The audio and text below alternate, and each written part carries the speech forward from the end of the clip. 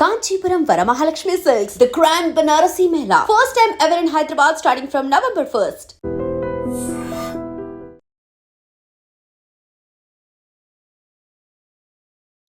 ఏదైతే 42% కులగణనకు సంబంధించిన బీసీ చేసి చట్టాన్ని చేసి కేంద్రాన్ని పంపించిండు. ఎస్సీలకు సంబంధించిన కేటగరైజేషన్ విషయంలో అన్నదమ్ముల్లాగా ఆ చట్టాన్ని అమలు చేసిండు. సంక్షేమ కార్యక్రమాలు అందిస్తుండు. మా మహిళా సోదరులు ఉచితంగా బస్సు సౌకర్యం ఏర్పరిచి నిరుద్యోగ యువకులకు ఉద్యోగాలు ఇవ్వడం జరిగింది. అదేవిధంగా అన్ని విధాలు కూడా మేలు చేసే ప్రభుత్వానికి మరి అండగా ఉంటామనే అంశాన్ని మేము చెప్పాలని తెలుసుకున్నాం. ఈరోజు ఒకటి ఆ రోజు 10 సంవత్సరాలు ఈ రాష్ట్రంలో అధికారం ఉన్న యూనివర్సిటీలో ఒక వీసీలో ఏర్పాటు చేయలేదండి. 9 సంవత్సరాలు రాష్ట్రంలో ఉండి ఈరోజు ఉస్మానియా యూనివర్సిటీ వైస్ ఛాన్సలర్ ఏర్పాటు చేయడం జరిగింది. అదేవిధంగా వ్యవసాయ శాఖ అగ్రికల్చర్ యూనివర్సిటీకి వీసీని ఏర్పాటు చేయడం జరిగింది.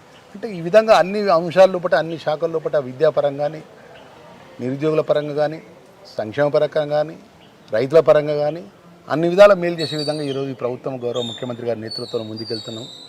మా బలహీన వర్గాలకు సంబంధించిన యువకుడు 2 పర్యాలు ఓడిపోయిన ప్రజల మధ్యలో ఉన్నాడు.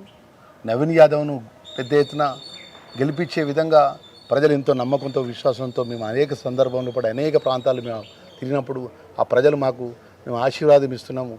ఏదేమైనా పాపం 2 సార్లు ఓడిపోయాడు, 3వసారి ఎన్నికల్లో ముందుకు వస్తుండు. తప్పకుండా మా కళ్ళ ముందర పోయిండు, మా కళ్ళ ముందర ఈ స్థాయికి వచ్చిండు. నవీన్ యాదవ్ని గెలిపిస్తామని చెప్పేసి ఓటరు మా ప్రజలందరూ మాకు చెప్తుంటే మాకు చాలా సంతోషం అనిపిస్తుంది. ఏదేమైనా కూడా ప్రతిపక్ష పార్టీలకు 20 నెలల లోపల ఇంత ఉరుకులాట అవసరం లేదు. ప్రధాన ప్రతిపక్ష పార్టీ మాట్లాడితే మాటలు బాధాకరం వస్తుంది. ఒక ప్రధాన ప్రతిపక్ష నాయకుడేమో ఫామ్ హౌస్లో వండుకుంటాడు. ఆయన ఎంబడున్నటువంటి ఆయన మాజీ మంత్రి కేటీఆర్, మాజీ మంత్రి హరీష్ రావు నోటికి ఎంతో సొంత మాట్లాడతారు. ముఖ్యమంత్రి అనేది రాజ్యాంగపరంగా ప్రజలతో ఎన్నుకోబడ్డ శాసనసభ్యులతో ఎన్నుకోబడ్డ ఒక ముఖ్యమంత్రిని పట్టుకొని ఏకవచనంతో మాట్లాడతారు. ఇది వాళ్ళ సంస్కారం. ఏదేమైనా ప్రజలు అన్ని గమనిస్తున్నారు. మాకు పూర్తి విశ్వాసం ఉంది.